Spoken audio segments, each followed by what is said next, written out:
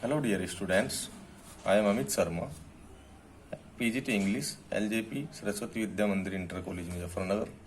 Dear students, आज मैं आपको पोएट्री की first poem character of a happy life का, जो सर हेनरी वुटन द्वारा लिखी गई है, सेंट्रल आइडिया और एक्सप्लेनेशन समझाने जा रहा हूँ। इसलिए आप ध्यानपूर्वक वीडियो को देखें और समझने की कोशिश करें। Central idea. The central idea of the poem, कविता का मुख्य विचार इज दैट है कि वी आर हैप्पी और ग्लूमी, हम प्रसन्नचित होते हैं और दुखी होते हैं, अकॉर्डिंग टू मेरिट्स, गुणों के आधार पर, गुणों के अनुसार, और डिमेरिट्स, अवगुणों के अनुसार, ऑफ आवर कैरेक्टर, अपने चरित्र के। वर्चूज इन वंस कैरेक्टर, किसी के भी चरित्र में गुण लीड ले जाते हैं वन किसी भी व्यक्ति को to the path of success, सफलता के रास्ते पर, हैप्पीनेस प्रसन्नता के रास्ते पर, हेल्थ स्वास्थ्य के रास्ते पर, एंड पावर शक्ति के रास्ते पर। वाइल जबकि वॉइसेज इन वंस कैरेक्टर, किसी के भी चरित्र में बुराइयां डेस्ट्रॉय मैन, व्यक्ति को नष्ट कर देती हैं। A happy man is always truthful, एक प्रसन्नचित व्यक्ति हमेशा सच्चा होता है, एंड ऑनेस्ट, ईमानदार होता है। He cares for neither success, न तो वो सफलता की चिंता करता नॉर फेलियर, न वो असफलता की चिंता करता। ही नेवर फ्लेटर्स एनीवन, वो किसी की भी चापलूसी नहीं करता कभी भी, फॉर हिज प्रोग्रेस, अपनी सफलता के लिए। नोर डज ही गिव अप, न ही वो रास्ता छोड़ता है, give up the path of truth, सत्य का, एंड ऑनेस्टी, और ईमानदारी का, for fear of his failure, अपनी असफलता के डर से। He has not worldly comforts और एंड लग्जरीज, उसके पास आराम और विलासिताएं नहीं होती, बट ही हैज कंटेंटमेंट, लेकिन उसके पास संतोष होता है। The most valuable treasure on earth, जो पृथ्वी पर सबसे मूल्यवान खजाना होता है।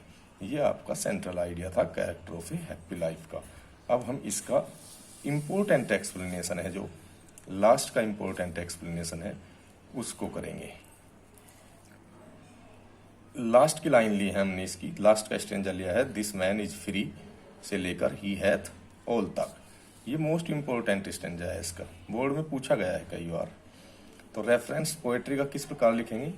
दीज ब्यूटीफुल, ये सुंदर, अट्रैक्टिव, आकर्षक, एंड मीनिंगफुल लाइन्स, और अर्थपूर्ण पंक्तियां, हैव बीन टेकन, ली गई हैं, फ्रॉम द पोएम, कविता से, character of a happy life, इस कविता से ली गई है। Composed by sir Henry Vuitton, जो हेनरी वुटन के द्वारा रचित है। यानी पोएट्री में ध्यान रखना आपको, यहाँ कंपोज्ड लिखना है, और इस तरह भी लिख सकते हैं आप, this stanza has been taken, ये स्टेंजा लिया गया है, फ्रॉम द पोएम, यहाँ पोएम का नाम, कंपोज्ड बाई, यहाँ पोएट का नाम। यानी प्रोज में लिखते हैं आप यहाँ रिटन, पोएट्री में लिखते हैं आप यहाँ कंपोज्ड, प्रोज में लिखते हैं आप यहाँ पैराग्राफ, पोएट्री में लिखते हैं आप यहाँ stanza, context. In these concluding lines, इन अंतिम पंक्तियों में, द पोएट सेज, कवि कहता है, दैट की द मैन, वो व्यक्ति, हु विशेज, जो इच्छा रखता है, टू लीड, व्यतीत करने की, ए हैप्पी लाइफ, एक प्रसन्नचित जीवन, मस्ट हैव सम क्वालिटीज, उसे कुछ निश्चित गुण रखने चाहिए। ये कंटेक्स्ट इस पोएम की किसी भी स्टेंजा में चल सकता है, वैसे तो अलग अलग होता है हर स्टेंजा का, लेकिन इससे काम चल जाएगा। Explanation, through these beautiful lines, इन सुंदर पंक्तियों के द्वारा, द पोएट सजेस्ट, कवि सुझाव देता है, दैट की अ मैन, एक व्यक्ति, हु डिजायर्स, जो इच्छा रखता है, to lead a happy life, एक प्रसन्नचित जीवन व्यतीत करने की, नीड्स, उसे जरूरत होती है, टू बी फ्री, मुक्त होने की, फ्रॉम स्लेविश ग्रुप ऑफ पर्सन्स, ऐसे लोगों से के ग्रुप से दूर रहने की, ऐसे लोगों के ग्रुप से मुक्त रहने की जो दासवत हों।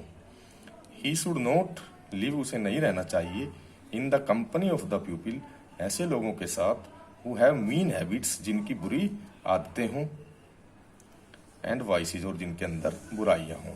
वी सफर, हम कष्ट उठाते हैं, बिकॉज, क्योंकि, वी हैव लोफ्टी होप्स, हम गगनचुंबी आशाएं रखते हैं, और एम्बिशंस, ज्यादा महत्वाकांक्षाएं रखते हैं, विच रिमेन अनफुलफिल्ड, जो पूर्ण नहीं हो पाती।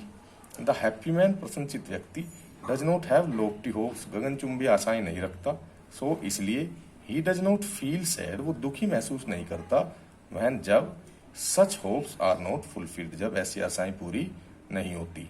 दीज थिंग्स, ये वस्तुएं, डोंट डिस्टर्ब हिम, उसे विचलित नहीं करती।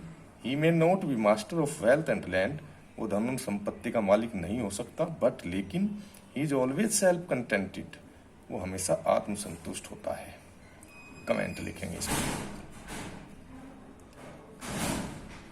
Comment, the poet has used, कवि ने प्रयोग किया है, the figure of speech oxymoron, oxymoron figure of speech का, जिसे विरोधाभास कहते हैं, टू एक्सप्रेस व्यक्त करने के लिए, हिज आइडियाज अपने विचारों को, ब्यूटीफुल्ली सुंदर तरीके से, एंड इफेक्टिवली प्रभावपूर्ण तरीके से, वह से जब वो कहता है दैट की, ये लास्ट लाइन है बच्चों, and having nothing he at all, और कुछ भी न होते हुए, ही एट ऑल उसके पास सब कुछ है, होता है।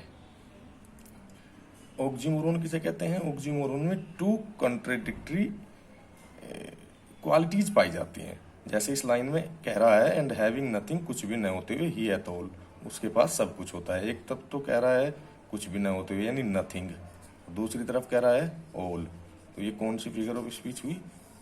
ऑक्सीमोरोन। आशा करता हूँ बच्चों ये सेंट्रल आइडिया और एक्सप्लेनेशन आपकी समझ में आ गया होगा। थैंक्स।